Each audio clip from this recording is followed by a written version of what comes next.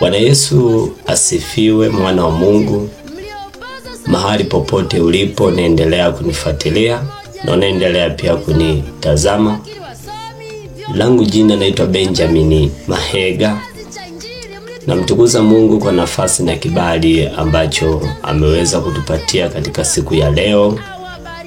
Ni kwa neema tu kuwepo wazima. Leo tumeweza kupokea taarifa ambayo kidogo inaumiza. Pia tumeumia, lakini hatuna namna, ni mapenzi ya Mwenyezi Mungu.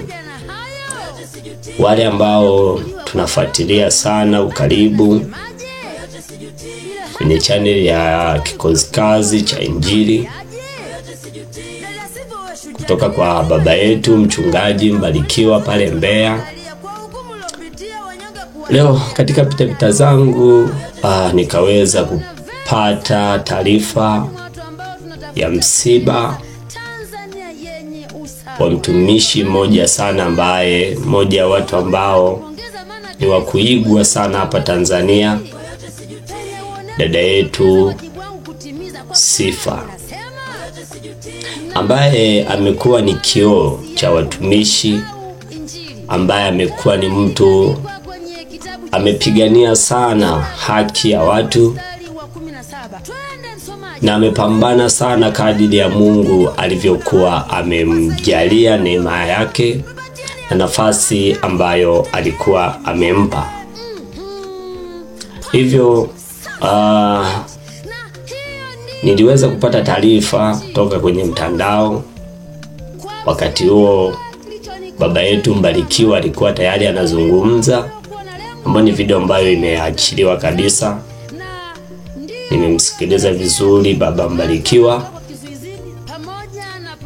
akatoa taarifa ya kwamba Sifa amefariki, kwa hiyo hatupo naye tena kwenye uso wetu wa dunia. Lakini ni mmoja wa watu ambao ni wa kuigwa sana, mmoja wa watu ambao tunataka yani tutazame kile ambacho dada alikuwa anakifanya. So kwamba hafuatiliwi, tunafuatilia sana na tunampenda sana. Wakati wa shida tulikuwa tunalia naye, sema ndio hivyo, wengine tulikuwa tuonekani.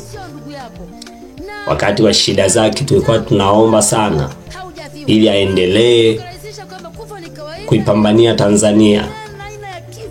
Utumishi siku zote ni kulia na wanaolia, pia ni kucheka na wanaocheka.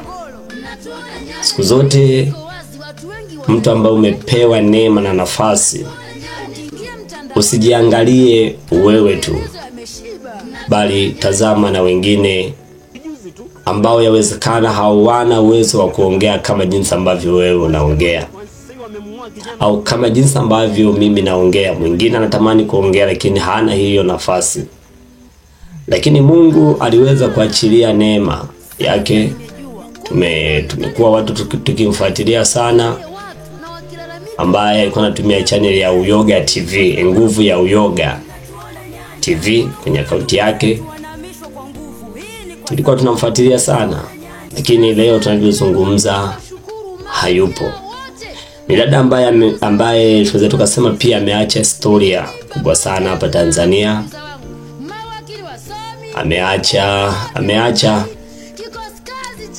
Ameacha kielelezo kikubwa sana ambacho inabidi pia tukifuate, tuige kutoka kwake.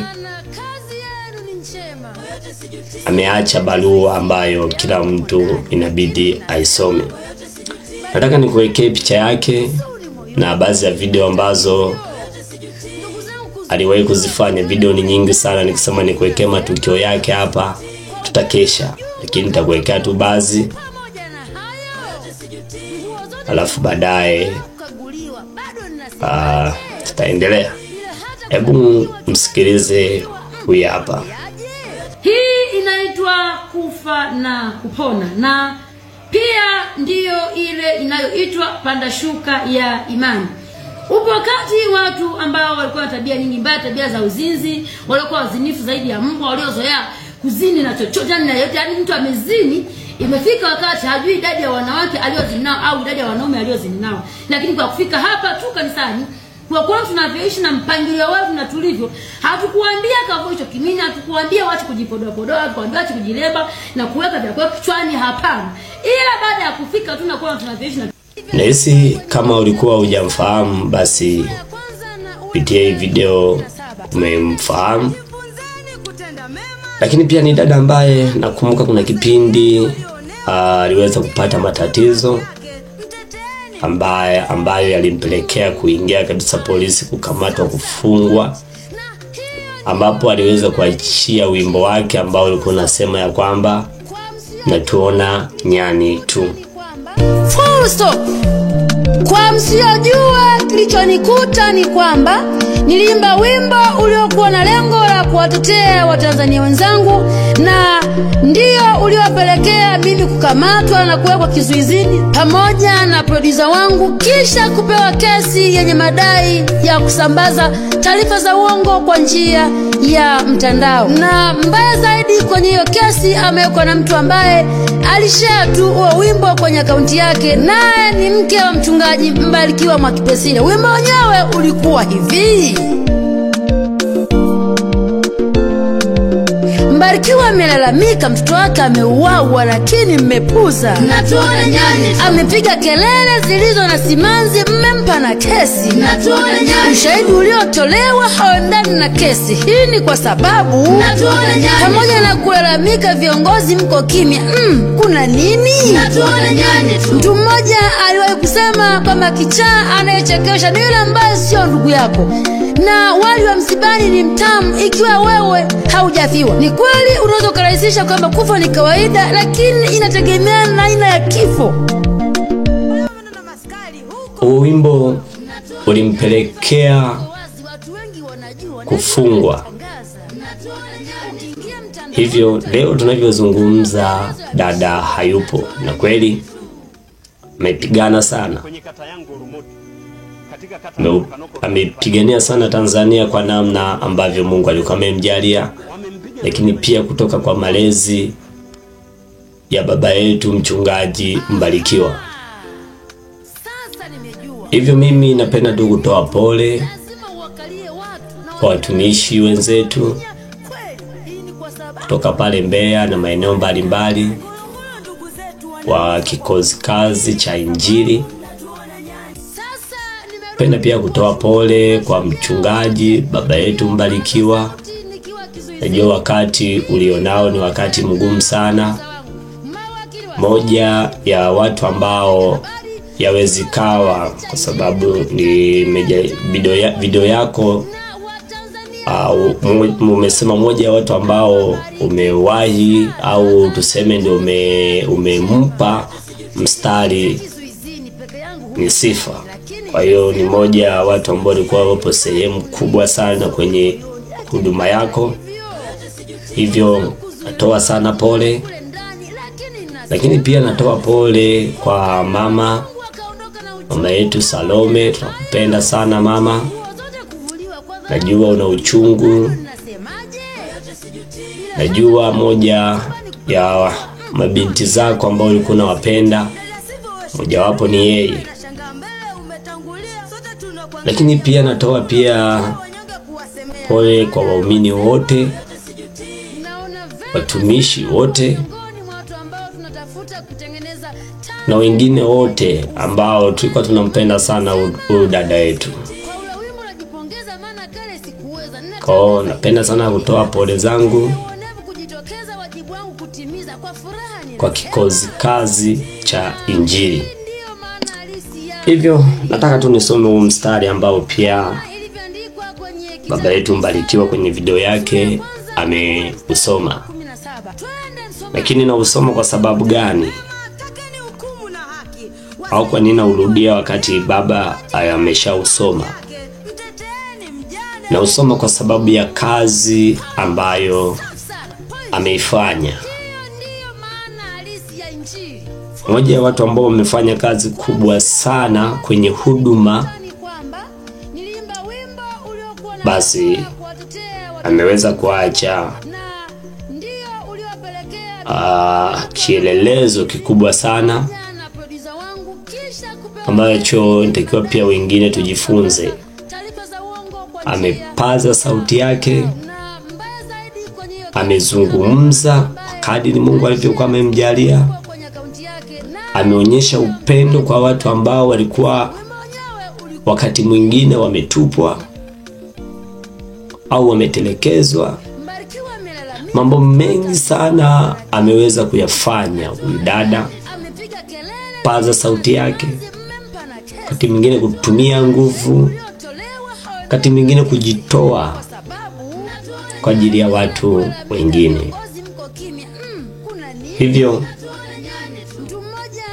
ile neema ambayo Mungu alikuwa amempa ameifanyia kazi. Biblia inaposema nitasimama kwa zamu yangu, katika kitabu cha Habakuki, kweli aliweza kusimama kwenye nafasi ambayo Mungu alikuwa amempa. Hivyo katika kitabu cha Timotheo wa pili ile sura yake ya 4 na ule mstari wake wa 7, nataka tu nisome huu mstari kwa yale ambayo ameweza kuyafanya. Timotheo wa pili sura ya 4 mstari wa 7.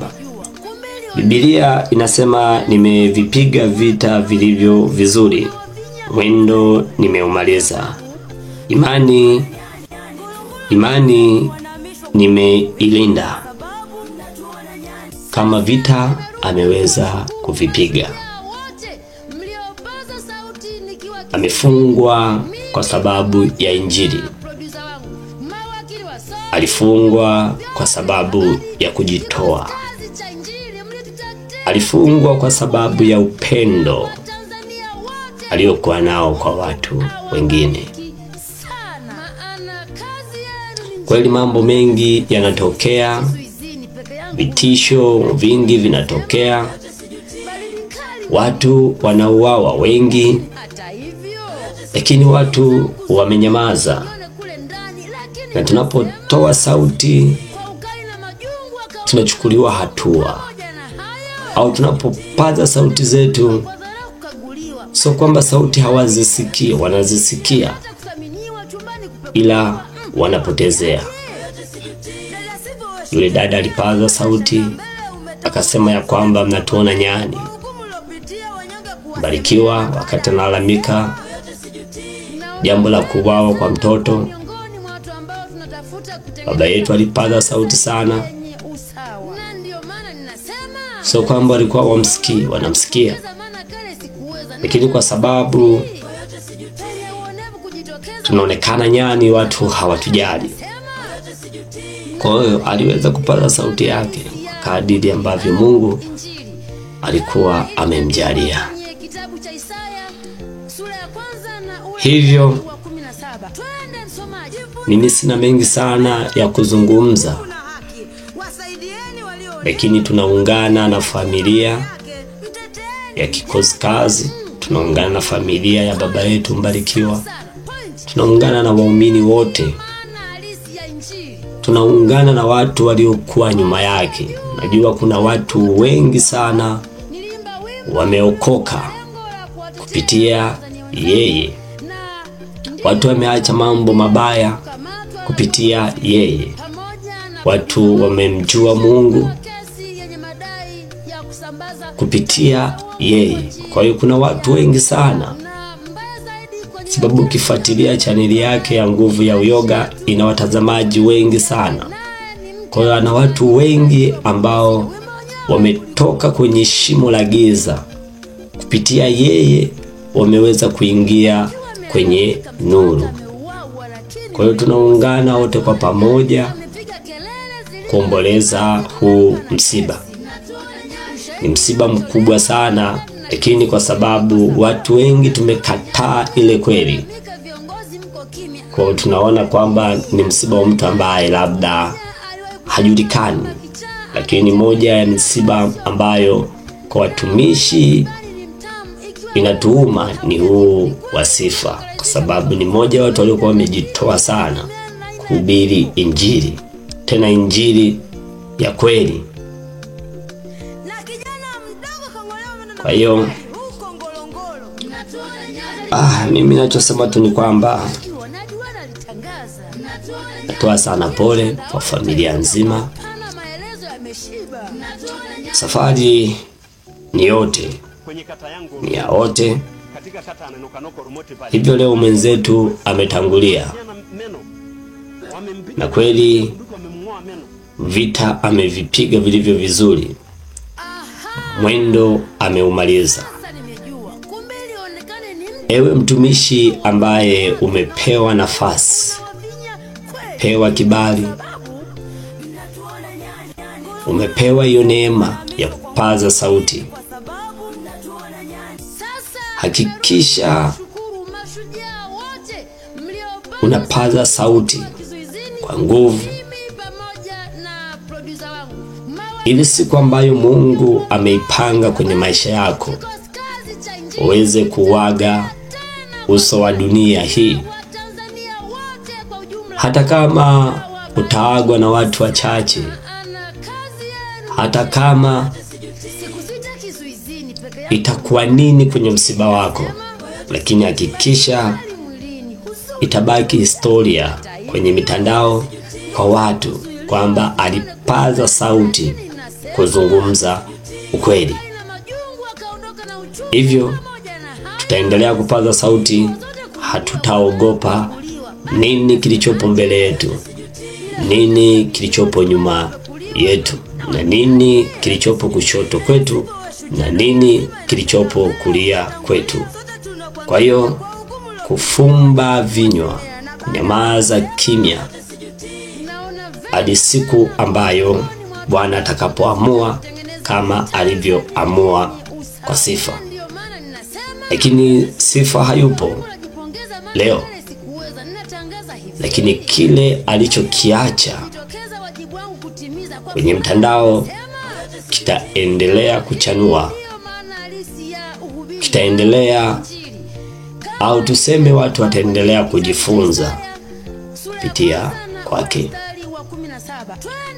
Hivyo imenilazimu kushuti video. Hivi tunavyozungumza ni saa 7 za usiku, naelekea saa 8. Imenilazimu nisingeweza kunyamaza kimya. Moja ya watu ambao nafuatilia sana, wakati mwingine napokuwa live nipo. Kwa hiyo nilipopata hii taarifa, ingawa mimi sinaga taarifa kabisa kutoka kule moja kwa moja, lakini taarifa nazipata kupitia channel yao ya Kikosi Kazi cha Injili.